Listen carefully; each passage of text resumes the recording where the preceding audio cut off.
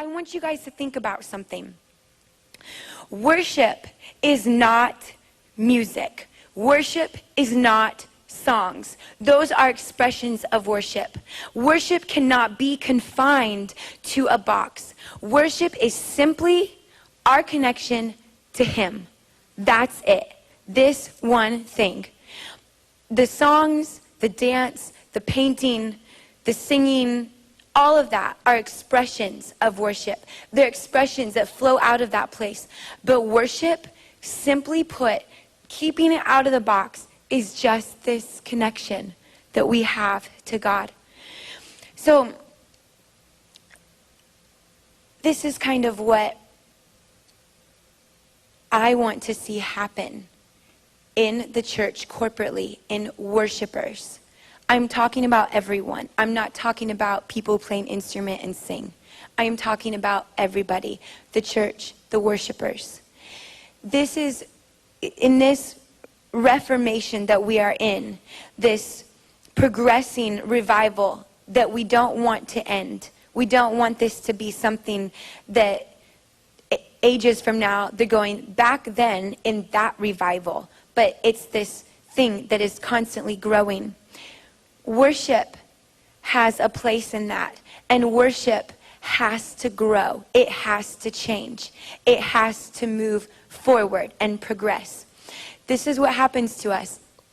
We go through our week and we have life. We have jobs, we have kids, we have families, we have friends, we have our bad days, our good days, we have school, we have lots of things going on.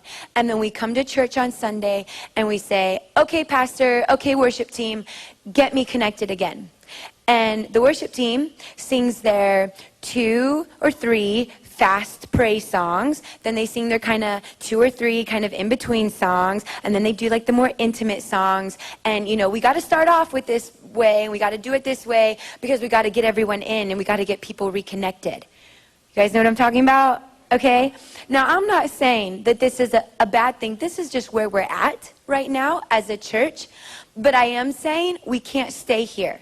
We can't stay in this place. Imagine what would worship be like if everyone corporately came in already connected, ready to go, saying, I don't need a song to get me connected again. I don't need anyone to do anything to conjure something up inside of me because I fought all week long for this connection because it is the most important thing in my life. How amazing would worship be? How much deeper could we go? What would it be like? How much of God's presence, even more, could we consume in these times of corporate gathering? It blows my mind to think about how that could be. I have a well inside of me. We all do. We all have this well inside of us. It is our job and our responsibility to keep it full. Full does not equal to the rim. Full equals overflowing. There's a constant pouring in and a constant pouring out. And whatever I got to do to keep that well filled, that's what I'm going to do. Because we all feel that. Like, say you go to a conference and you get revved up, you get refreshed, you get renewed, you get something restored in you. Something gets jolted awake, and you come home and you're like, all right, things are going to change, family. We're going to do this and this and this. And you set out your goals for your week.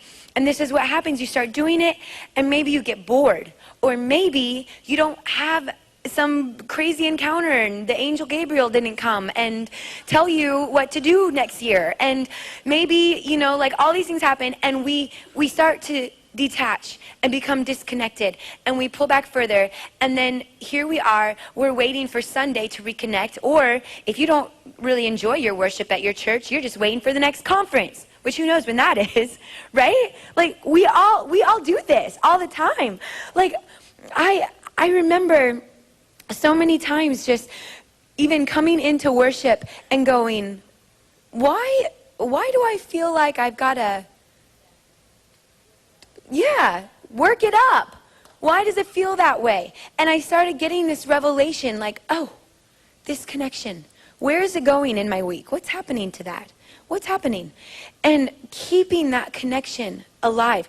This is what it looks like. At any moment, I can go to the grocery store and I can be standing in line and I can stop, boom, what I'm doing right there, and I can worship Jesus with all that is within me, with all the passion inside of me, right then and there, because this connection is alive. It is alive. It is connected. And I don't have to go and try and get any songs or whatever. I don't go, oh, excuse me, is there anyone here in the grocery store that can play a song for me right now? I just feel a need to worship and I need you to kind of work something up in me.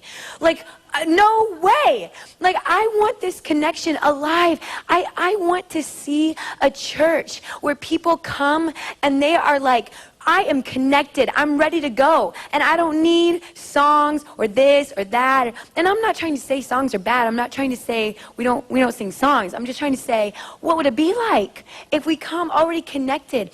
That at the very start, bam, we're there. We're in his presence because we know how to get there. We know how to be in his presence. We're familiar with this connection, staying there, staying connected. This is the key. Having an unoffended heart. That is the key right there. Because this is what we do.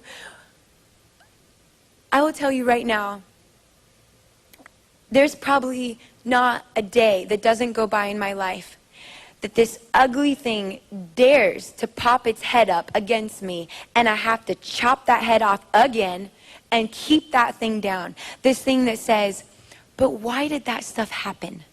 God, where were you? You're God, and you're so big. And these things that happened to me, these traumatic things, these hurtful things, where were you?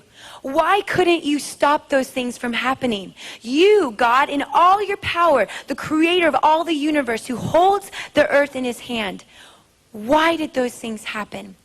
And when I don't get my answers, I go, you don't get all of me. And I am withholding my heart and withholding my worship. And I might worship you like this much, but you're not really going to get a passionate, alive, laying it all out, all my worship, because I want answers. My heart is offended. My heart is offended, and I can't get to a deep place with God because I'm hurt and I'm offended. This thing will eat us alive if we allow it to. I deal with this all the time. Every day in my life I deal with this. This is like the battle of my life. Dealing with it is an amazing thing to be able to come to God and say, God, you know what? I don't need the answers, because more than I want answers, I want you. I want you more than I want answers.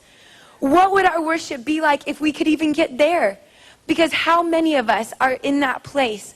Some of us are there and don't even know it. We're going, gosh, why can't I get deeper with God? Why can't I have a more connected relationship? Why don't I feel something?